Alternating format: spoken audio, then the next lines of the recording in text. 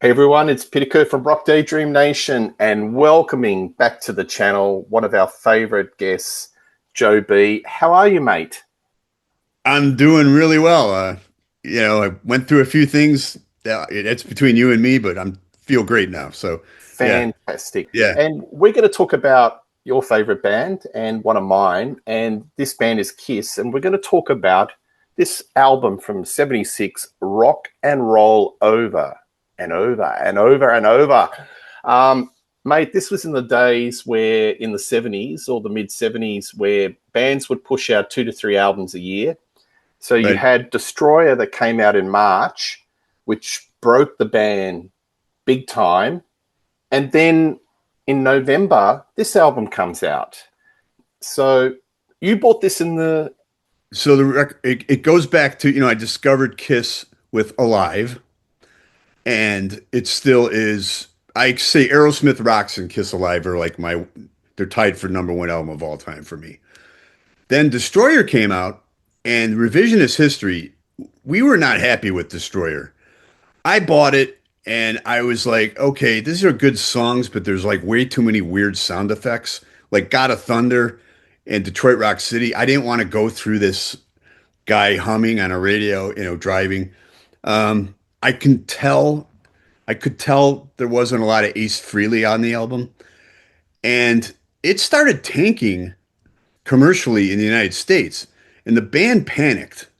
But then, by mistake, Beth became a huge hit.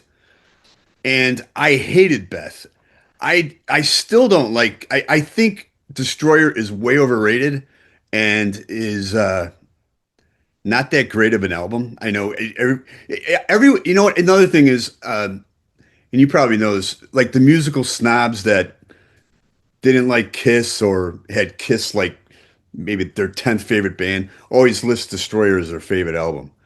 But the true hardcore fans like the real, raw stuff. That's my opinion. But yeah, they Rock and Roll Over was kind of a panic album because they were getting hate mail. Bob Ezrin's production, he tried turning Destroyer into an Alice Cooper album, and they came out with this, which was more in line with the live, and that's what happened. And it's funny because I bought this new, and I was really pissed off about Beth, and I put on the first song, and it starts with acoustic guitar. And I'm like, oh my God, my favorite band's turning into the Eagles. And then it breaks out in the I Want You. And I'm like, okay, they're back. So yeah. But I, that's what happened. The guys I know that got him into Kiss during a live were not happy with Destroyer. Destroyer wasn't selling well. Then all of a sudden Beth, which was the flip side of Detroit Rock City, just put him in another stratosphere. And then the rest is history, as we say. yeah, absolutely. Yeah. I I would argue the point that this album is the stone cold peak of Kiss's popularity especially in Yeah. America. Look, coming from down under, we've got a different story. We had a delayed development in regards to the Kiss story and our appreciation of them. But in looking at the chart success and the touring and the whole Kiss story, it seems that '76, '77 was probably the peak years for Kiss. Would that be fair to say? Oh, definitely. And Love Gun was huge too, and then Alive too, and then things got kind of strange. Yeah, yep, Yeah, everyone yeah, knows the story, no, but yeah, the one thing I absolutely. do want to clarify though, Destroyer now is looked fondly as their best album. That wasn't the case when it was released, and we're going to talk about probably. Yeah, this is my favorite studio album. I think Hotter Than Hell has better songs, but the production's muddy, and those best songs sound a lot better on Kiss Alive. So as far as a studio album, I think Rock and Roll Over is absolutely perfect. Production, I love Eddie Kramer. I love the songs. So you think this was a reaction to steady the ship with all I the believe it's naysayers from with I Destroyer? believe it's actually on record that the band panicked, said, "Hey, we got to get back in the studio and record something that sounds more like Alive." And Hmm. then they didn't expect Beth to become a huge hit. Yeah, and you would have had an interesting effect of two albums released in a short space of time, effectively competing against each other, wouldn't you? Yeah. So not being intimate with the top 40 charts in America would have been interesting to see how they would have been dueling on the charts. What's charting higher and what's selling more within that space of that year. But I think this definitely, it's a bookend, but it's sort of like a yin and yang, isn't it? It's sort of like Yeah. completely different to Destroy in the sense this is a much more primal album. It's Yes. stripped down, it's dirty, it's grimy, and it really distills the essence of Kiss in respect to their lyrics, which are just sort of like teenage lust and, Yeah, for sure. chasing women. Yeah. And it gets back to Yeah. the, you're Yeah. not going to I mean, expect take me. you're not going to expect Shakespeare here. It's just going to be Right. Tales from the Road, and Yeah, that's what it is.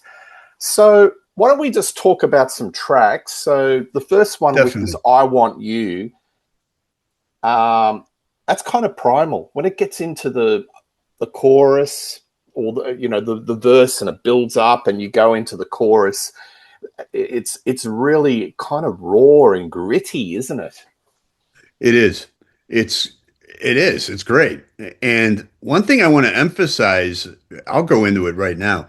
Ace Frehley is so awesome on this album, but he doesn't get any writing credits. I believe he made all these songs great with his leads, and I think he should have got a co-write on every single song, but he didn't. He just came in and ripped. Um, yeah, I Want You. It's interesting because a couple weeks after this came out, they appeared on our rock show called Don Kirshner's Rock Concert, and you can look it up on YouTube. And they played "I Want You." They played "Love 'Em, Leave 'Em," which they never played live. I don't know why they included that, but it was awesome. And then they played "Hard Luck Woman." So that was pretty cool seeing him on TV doing those songs. But yeah, it's great stuff. And well, when we get to Dr. Love, I'll explain more about how Ace makes this album great. Yeah, but Paul's vocals on "I Want You" are kind of really raw, and he's putting a lot of power into it. So straight away, bar that little acoustic start, which you put the fear of you as a young fan. It's really the complete opposite to Destroyer. It's like they've just sat around the table and said, "Okay, thump the table. We're going to do back to playing rock, and it's going to be primal, and this is the album." And I'd have to agree with you. I think this is one of the best sounding Kiss albums in the 70s. And Eddie Kramer has really got his mojo on this album, hasn't he? Yes, yeah, definitely. Take Me. That's got a bit of a groove, bit of a click to it. Do you like that track? I love it. It's I absolutely love it. And even that Ace just rips out this little solo that's awesome that I learned how to play when it's like one of the first solos I learned how to play when I picked up guitar. But it's great. The lyrics are just you know, it's the time. It's about girls and doing stuff with girls, and Yep. it was Yep. great. And then when they played it live, there's a Houston 1977 show out there on YouTube. It's great live. It's just a Mm, great follow-up tune. yeah. Yeah. Yeah. Kiss cop a lot of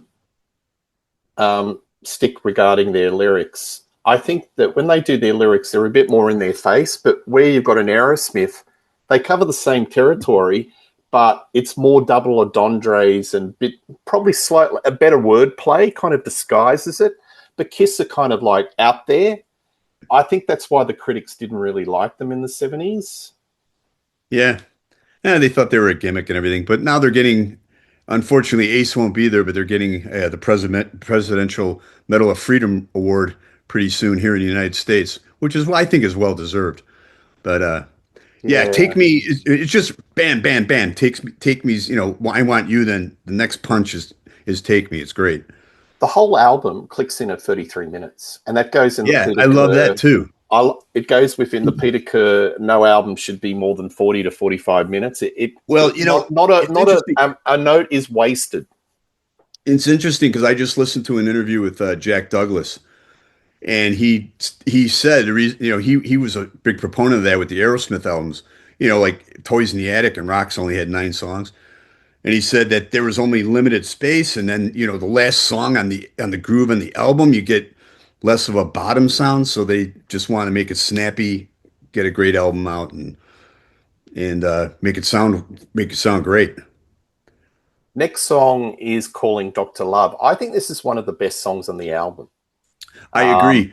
and it's classic Gene Simmons. It's out there, it's cheeky, but there's some really interesting rhythmic patterns. There's a little bit of a groove going. There's a bit of a shuffle, and Gene's vocals on this. He tries these different tones, and he's a bit growly, and I think it's his personality just out there times 100.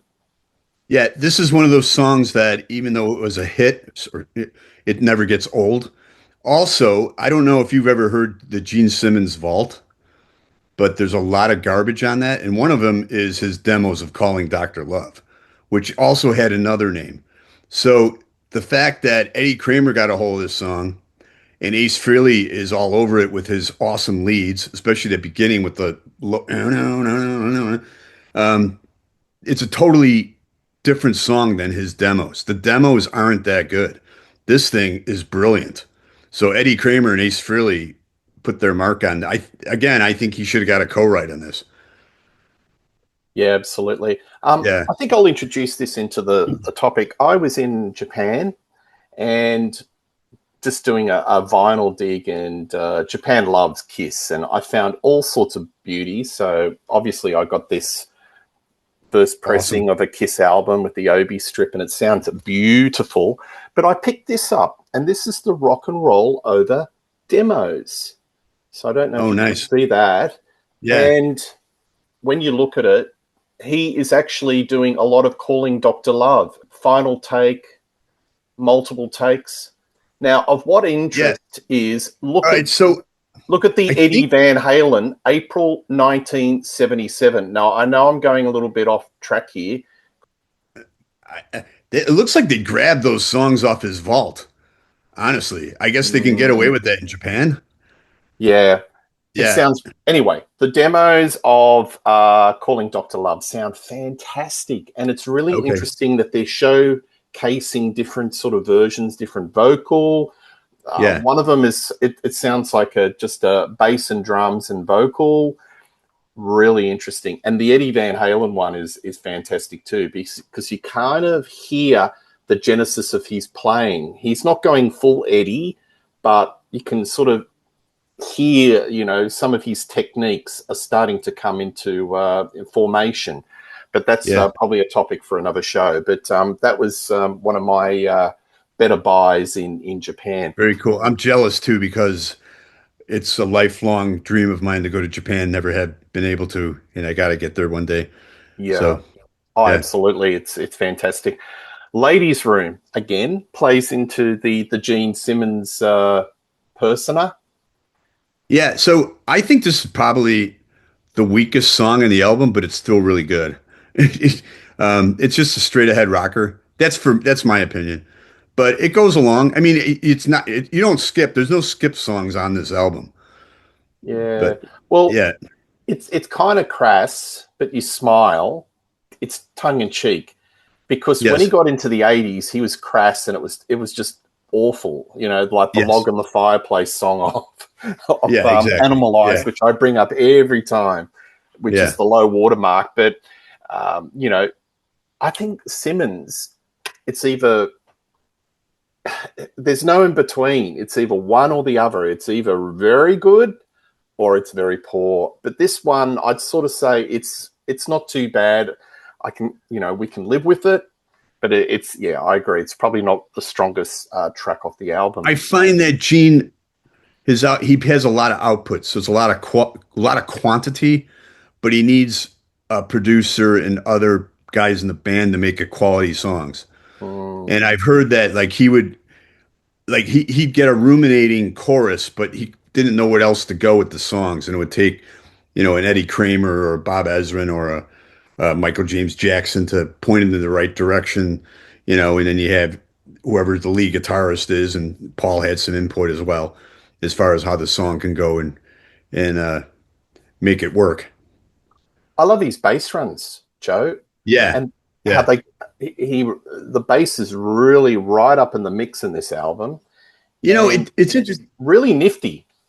He cuts himself down as a bass player, and I even know a guy who met him, and he plays bass in a band. His name's Athanar. He's from the band Midnight. And he asked Gene, he's like, why did you, he loves how he goes, he always went, he goes, it's because I sucked at bass. I didn't know what to do. But I don't think he sucks. I think he's very good. He's He's not excellent, Geddy Lee, but yeah, and he can play different styles of bass. right. Listen to Dynasty as we call it, and listen to some of the more funky bass lines when they were kind of putting that Studio 54 groove. You know, he is a very versatile bass player. He does really nice runs. And that was something that stuck out on this album because it's a much more primal, stripped down sound. The bass really comes up and you're listening to it and you're going, gee, he's a really nifty bass player. I So I also, think he sells himself way short. I think a lot of, in fact, the music guru who we all know kind of rips into Eddie Kramer's production. I love his Eddie Kramer's drum sound. And I love the drum sound on this. I love the drum sound on the Angel on Hell on Earth as It Is in Heaven. I love it. So that's another thing. The bass, the drum, everything sounds perfect to me. Yeah, look, I think that people who saw the reunion in 96 and saw Peter Criss and thought, oh, okay, he's just sort of he's on three cylinders, probably forget it. If only they had a time machine and could go back to the 70s and listen to what a powerhouse drummer Peter Criss was. Because Yeah. I've listened to quite a few bootlegs. I picked up a stack of bootlegs from Japan, some good, some bad in sound quality. But one thing that comes across loud and clear, he was a phenomenal drummer. He had a real jazzy side, but he had this a good rock and roll sensibility, and he was very powerhouse. But again, if you saw him in 96, I don't know whether he had an injury or something. It felt like he was not quite at full cylinders. He was only working on Yeah. three-quarter capacity. I've seen the rehearsals for the tour, and like he can play, but I think it was a combination of him not really playing a lot and also Kiss making sure everything sounded perfect for this tour. And then it even gets crazier as bands now, everything has to sound like the album. Where I like back in the day where guys made mistakes and it was a little off the cuff and, the lead guitar didn't have to sound exactly like the album. But I think it was a combination of those two. I mean, Peter Criss can play in the demos, but, maybe he's playing too fast or he's making a mistake here and there. So they wanted to make sure it was there. I remember when I saw that show and I look back now, the songs sound so slow on that reunion tour. And I Yeah. think, yeah, You don't think he was match fit? pardon me? You don't think he was match fit? He wasn't. No, they had to get him. I mean, even Ace, but Ace played a lot. I mean, I don't know. You don't know how much is true and how much is conjecture and how much is Paul being, backstabbing and passive aggressive. But yeah, I mean, they had to all get in line and get into shape, and there was a lot of writing on the tour, the reunion tour. So, and it was a success. Yeah, then that's a story Yeah. for another day. Segue, talking about Peter Criss, Baby Driver. I love this song. I love this song. And then, And Peter, yeah, you read their books. Peter Criss says this song sounds terrible. He had it was more his more was like a in the vein of his solo album, and he's like, oh, they just ruined it. I'm like, are you kidding me? This song is great. it's It's raw, heavy. it's His primal, voice and is I awesome. love his voice. I In think some respects, I think in fact, Gene said he was the best singer. He yeah. thought Peter had the best voice. Well, we've done a few shows with Reed Little, and he's actually said he's the best vocalist in Kiss. And I have to say, a lot of my favourite moments in 1970s Kiss is with Peter Criss singing. I love it. Yeah. It's got that real rough rasp, and it Yes. just suits the material to a T. I think he's great on this song. I agree. Yeah. Yeah. So But then for we some flip. reason he's got an issue with it. That his book is very yeah, he gripes just about everything. It gets kind of old.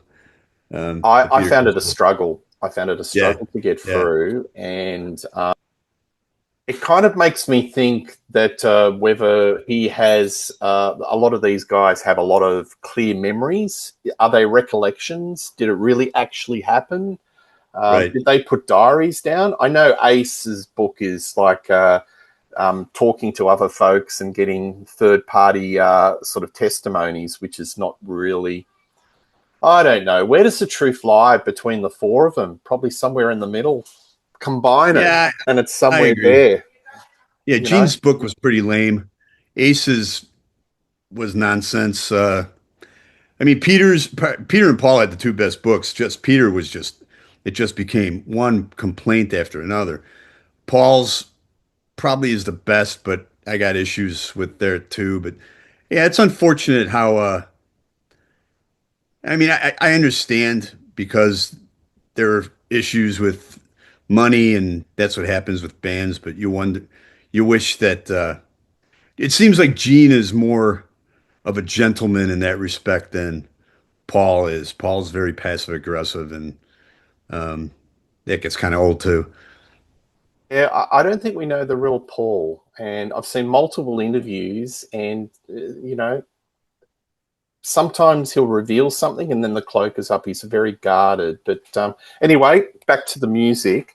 Yeah, Side two, Love 'Em and Leave 'Em. I love this song because yeah. it's got groove. It's got So so much groove on this song. yeah, and like I said, they played it on Don Kirshner's rock concert. It was obvious, it was to the track, but it wasn't part of the live set. It's low key, possibly my favorite song in the album because it's such a deep cut. And when I s- so on when I saw him on TV play it, Ace Frehley did the one hand, and I was like, he's pointing, as he's playing, and I was like, holy cow, this is awesome.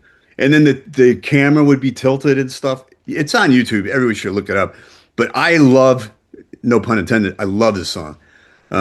Might be my favorite song on my favorite uh, studio album. Definitely. Yeah, I think it's one And of it's not my much to it. I one mean, of the my drums are favorites. it's pretty simple. I mean, the drums are, and but it just sounds great. It's just a great rocker. Yeah, absolutely. One thing about Ace's solo in this, the notes seem to float. I was Yes. listening to it. Eddie Kramer's production on this song is magnificent, but it's just sort of, it seems like when he's doing this solo, the notes are floating out of the speaker box. It's a Yeah. really unusual but effective solo. Yeah. What do you think of Mr. Speed? I think it's a great, I think it's a very good Paul Stanley song. I enjoy it. I was fortunate enough they played a show in Aurora, Illinois, maybe 2015, 16. And we got there early. We had like a VIP and they played it during sound check. So I was happy that I was able to hear that. But I like it. I mean, it's a cool song. It goes along with the album. It probably I would say Mr. Speed and Ladies Room might be my two weakest songs, but it's still a very good song. It's not skippable at all. Yeah. In the day, I mean, you would be like me as a teenager or a young boy, getting the albums and just poring over the cover and just looking at the credits, and that's all part of the vinyl experience, isn't it? Just going over Yeah, oh, everything. yeah. Um, did you Kiss start always to? had the goodies, join the Kiss Army and they'd have stickers or the Love Gun and yeah. Yeah, definitely. Did you notice that something that was starting to come into the Kiss world was collaboration with outside writers? Did you notice that? I did. Yeah. Well, it happened what Sean yeah, you got Sean Delaney who was Bill Coyne's partner. they said he was like the fifth member, but they did a cover tune on Destroyer, right? Uh, The King of the Nighttime World, I don't think was written by. I got to see that, but yeah, it starts creeping in here. Were you concerned? Not really, No, or just it it just was no. I noticed, mean, wasn't it? it was still Kiss. The one thing that I think what concerned me, the big concerning album in Chicago was Dynasty. One they did a disco song, and then after listening it on and on, I'm like, you know what? It's not a band anymore. They're kind of following suit with the solo album where every guy's got, he's the sole songwriter, and then he's playing all the instruments except for drums, and their drummer's not even on that album. So Yeah, that's where I really started. It started bothering me during but Dynasty. it is starting from 76. That's the point I'm making. Yeah. So was there awareness, like you're a guy that as a Well, kid would have poured over the albums? Did you sort of go, who is this Delaney person, and who's Stan Partridge? exactly. Pentridge. Who's Stan Right. Yeah. So Partridge? I would wonder about that, but I had no clue. But when you read there's a book out there called Kiss and Sell by Chris Lent, and he was their business manager, and he goes deep into it. It's probably the best Kiss album, Kiss book out there. And yeah, there were cracks as soon as they became very popular, and they brought in new management, and they brought in a team of accountants and everything running the band, and it went from a band to a business, and that's where things started to fall apart. And there was substance abuse as well with a lot of bands, but. Yeah, absolutely. So But you had 76. two guys, you have two guys that work their asses off and are very serious. And then you had one very talented guitarist who had his issues with substance abuse, and a fairly talented drummer who had his issues with substance abuse and anger. But Paul and Gene definitely drove the band. I think Ace had the most talent back in the day, and I know it was. I mean, he wrote some of their best songs in my opinion. He doesn't write any songs on here, but like I said, I think he should get a co-write in every song because his leads are so integral to every song in this album. Yeah, absolutely. Because if they plays these songs live, well, it's Ace's leads and melodies that are prevalent. So, Yeah, um, "See You in Your Dreams," another I Simmons think it's number. really, I think it's kick ass. I mean, he has another version on his solo album, right? And it's wimpy. Um, they beefed it up here. I like when they do there's a chunk guitar. See you. I always thought this was great. I love this version. I can listen to it on and on. I maybe some people would say this is the weakest song. I don't think it's the weakest song. I think it's great. I think it's in competition with "Love 'Em and Leave 'Em" as the best Simmons song on the album. I think it's right Heck, up yeah. there. It's Yeah. really, really beefy, and it goes back to the whole thing I said at the start of the show. This is Kiss at its primal best. It's Yes. really raw. "Hard Luck Woman." I love this song. I think this is Yeah, and probably the best Peter Criss sung vocal in yeah, the and whole discography. when I got the album, I'm like, oh geez, another wimpy song. But as you move on, it's a great song. And and Paul wanted to give it to Rod Stewart, and he didn't take it. But Peter sounds a lot like Rod Stewart, and Yep. it's a great tune. He's Yeah, and the out. guitar. He's out. Rod.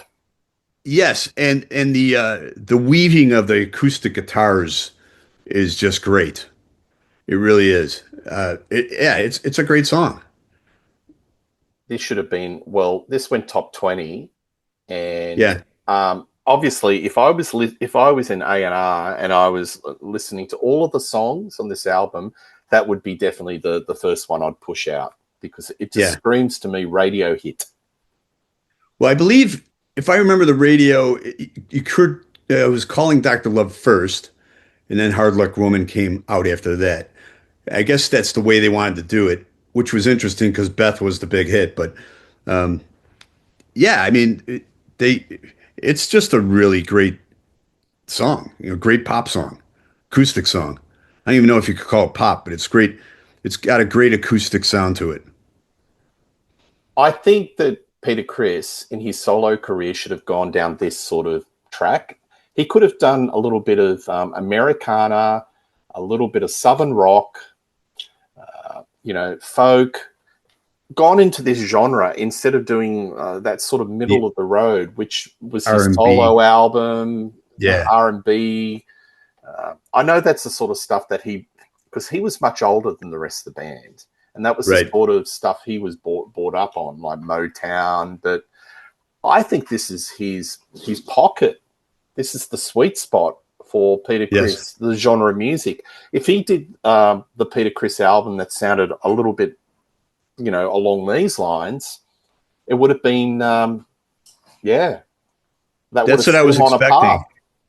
Yeah, I remember when the solo albums came out, I was so disappointed in Gene and Peter's albums because I was expecting Gene's to be, you know, calling Dr. Love heavy, mean, and he tried to do this Beatles thing with all these guest artists. And then Peter Criss, I'm thinking, Hard Luck Women and maybe Strange Ways. And no, it was this R&B with Paul Schaefer. Yeah, it was disappointing. So the final song, Making um, Love. Can I yeah, say so something before you get into yeah, Making Love? go I on. think this is an unusual final song. I don't know in the order of the songs, and I was just thinking about this last night. I like this song a lot, but I'd put this up in the track listing. I'm not sure if I would use this as the final song. What's your opinion? Um, I don't know. I think this album's pretty perfect, but but Yeah. it does go against what I just heard Jack Douglas say about the final song being a heavy song. You don't, but I don't know. It sounds good to me. The guitar solo is great. Paul unabashedly shows his love for Led Zeppelin on this because when I first heard it, I'm like, this is a whole lot of love. Just like when you hear what's the on Love Gun, sounds just like Burn. So that's Paul's ode to Deep Purple on the Love Gun album, but um, I'll think of it. But anyway, yeah. So it's definitely it's a whole lot of love, his version of it. And it Oh, was I Stole Your Love was basically Burn, and he even admitted that. So there's times where Paul just, I mean, these guys, they admit, you know, uh, their influences. They're not ashamed to bring it up. But yeah, this is pretty much him doing Zeppelin, and I like it. I love it. It's a great song. well, for their final tour. This was in the song set, and a lot of Yeah, people were surprised. Oh, well, what's this doing here? But it sounded perfect. It sounded it belonged into the exactly. song set. So it's a strong. But yeah, I don't know. I don't know. I would put this right up in the song list and maybe finish with Hard Luck Woman. I don't mind albums that finish on a kind of a softer note, or whether it's a bit of Right. balladry or a little bit of acoustic. I'd maybe swap it around. Yeah. I don't know. Maybe I'm No, I can see nitpicking. that. That's what Maybe, Jack Douglas said in this interview I just said. I mean, that's why he yeah, had Home Tonight and You See Me Crying and on Toys in the Attic and yeah. Rocks. So that goes along with your opinion. Yeah. Mate, 33 minutes. It's the perfect barbecue summer album. I can imagine this would have been on lots of people, parties, turntables in 1976, and the records just absolutely got thrashed. Yeah. Um, so tell us about what was the first time you saw Kiss? What So year? I saw them on the Dynasty tour and Judas Priest opened up. But that's not the best time. So the second time I saw them was Creatures of the Night. That was in Dubuque, Iowa, and the Plasmatics opened up. That hands down was the best I've ever seen them. But yeah, the first time I saw them was the Dynasty tour with Judas Priest opening. Yeah, But I and was not Dynasty, happy with the song. did they play any of this material? No, they played Dr. Love. Right. Yeah, Okay. yeah, and then they played songs off the solo albums. Yep. A couple songs. I think they only played. They might have only played the disco song off of Dynasty. Trying to think if they played another one, which blew my mind too, because Sure Knows Something was on TV, and I'm thinking they're going to play that Mm, live. They didn't, yeah. But yeah. yeah, they played mostly a lot of the set. Each of them had to do a song from their solo album, and they still played Firehouse, but Yeah. But this time, the Creatures of Night tour was a lot better. Yeah. I think if Yeah. I was in a time machine and based on the bootlegs that I've picked up and just been listening to studiously, I think 76, 77 would be my time warp machine. I'd get into the DeLorean with Doc, go back to 1976. I think that's the perfect sweet spot. Hey, I've got Oh, to. I'd do 75 and Cobo Hall and Cadillac Theater and just Dubuque, Iowa, just seeing that alive. It was actually the Dress to Kill tour that turned into Kiss Alive. That's when I really Yeah. want to see him. That But I just Cobo, think, yeah, but the songs on this album are so strong, so raw and yeah, grungy. I just love to hear it live, and they could go back to those first couple of albums and bring that into the song set. I think that's the sweet spot. Hey, we've got yeah, to talk about one thing before we wrap up the show. How cool is definitely. this album cover? I think this It's is their the best best. This is the best album cover. for sure. Um, Yeah, and T-shirts. they're known for great album covers, but that's their best. Yeah, It's an absolute cracker. So there you go. Well, yeah. there you go, folks. We have gone rock and roll over and over and over, and I think I'm putting out the comment. I think this is Kiss at their peak, 1976, and I think it's a very strong album. It's right up there. Tell us what you think of this album, your favorite songs. Do you think it's their best album? We love reading your comments. Joe B and I will do lots more shows in 2026, Rock Daydream Nation. It's so good to have you back on the show, Joe B, and It's good great to be health. on the show. Yeah, during my health recovery, watching your channel was great. And you had the friggin' Niven interview and some of your topics just you're so eclectic. When I say I'm not just saying it because I like you and I consider you a faraway friend, but you have the premier music channel out there because you get great interviews. Sebastian Bach, your interview, please, you get people that are going to play Australia and you get them on the show and you cover topics. And then you are the number one authority on Deep Purple and Richie Blackmore, in my opinion. So it's all good. Yeah. No, Thanks for having me I on. really I will appreciate try it. to be on whenever you have me. Yeah, no, we're going Yeah. to do more stuff in 2026. So please Yeah. like and subscribe to Rock Dream Nation. We're building a community, and all the best. And Joe, Merry Christmas. It's Merry only a couple of Christmas weeks away, so or Merry Christmas.